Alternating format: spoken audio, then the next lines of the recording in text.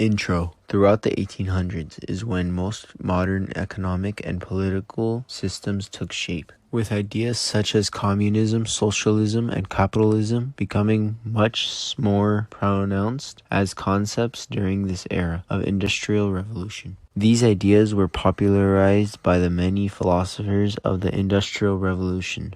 Capitalism. Capitalism is an economic system with the main principles being ownership of private property, profit competition, and supply and demand. In a capitalist economy, owners of business own both the resources of their business, which can include materials, buildings, and equipment, and the goods being produced by their business. This allows business owners to privately run their business and compete with one another for high profits without government interference. Although most capitalist economies are a mix where the government has some control over the economy. The prices of goods are determined through supply and demand, where consumer demand for products and the availability of those goods will determine the value of the products or how much business can charge for them. Although economic inequality where workers are not fairly compensated by their employers, capitalism can also allow for corruption where business closed to the government may be given unfair advantages. Communism. Communism is another economic system and is almost the exact opposite of capitalism. Instead of business owners being independent with only some government regulations, a communist economy is one where no businesses or resources are privately owned. There are no social classes and either no private property or very little private property. In a communist economy, where everyone is considered equal, has no profit competition. So this isn't motivated to develop new products or innovations. Another problem is that having the government alone carry out economic planning is often inefficient, and an economy controlled solely by the government easily allows for corrupt officials to damage the economy by acting in self-interest. Socialism is also an economic ideology or system. In a socialist economy, resources and materials of businesses are communally owned by the public, with the government in control of making economic decisions. The idea behind socialism is that if the resources used to produce goods are controlled by everyone rather than a single party, society will be more equal and the good produced will be distributed evenly.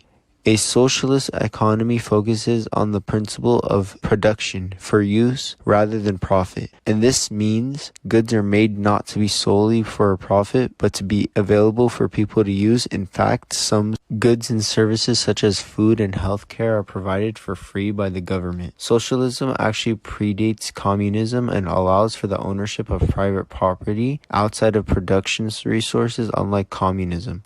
One issue with socialism is that because everyone is treated equally in the economy, it can be difficult to motivate workers to pursue dangerous or uncomfortable professions. Another issue is that because there is no free market driven by profits in a socialist economy, it is difficult to determine which business strategies are effective or how valuable goods are compared to others. Which system do we support? We agree that out of these three economic systems, capitalism is the one we support. Although communism and socialism were created with the goal of creating an equal society, they don't allow for growth beyond the status everyone is in. And communism specifically is very strict when it comes to ownership of property. Although capitalism has its issue, it provides society with freedom and choice and gives people the opportunity to have success as an entrepreneur. That freedom to take risk for a larger reward gives motivation to businesses to continue developing better products, and consumers are given the freedom to choose which businesses to support. In addition, most capitalist economies, the US for example, have government regulations in place for certain industries, as well as having some positive and socialist traits, such as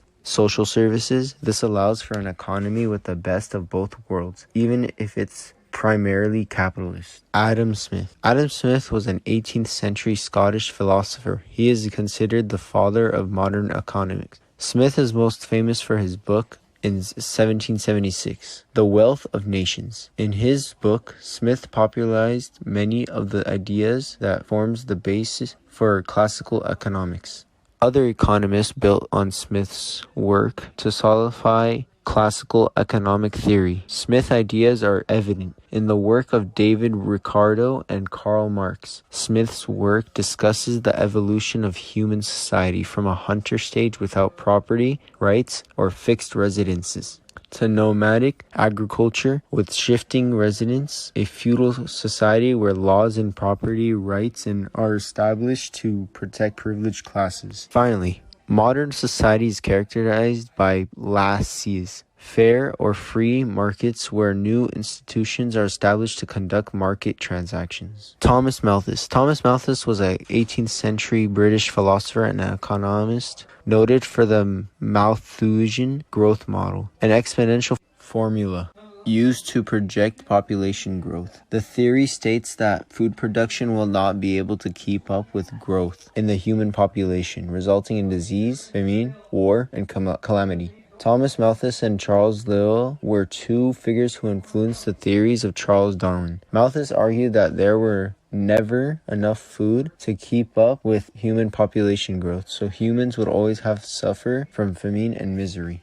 David Ricardo. David Ricardo was an economist in the 18th century known for the labor theory of value, the theory of comparative advantage, and the theory of rents. He, alongside other economists, worked to discover the law of diminishing marginal returns. The labor theory of value states that the value of good could be measured by the labor that it took to produce it. The theory states that the cost should not be based on the compensation paid for the labor, but on the total cost of one production. One example of the theory is that if a table takes 2 hours to make and a chair takes 1 hour to make, one table is worth 2 chairs, regardless of how much per hour the makers of the table and chairs were paid. The labor theory of value would later become one of the foundations of Marxism.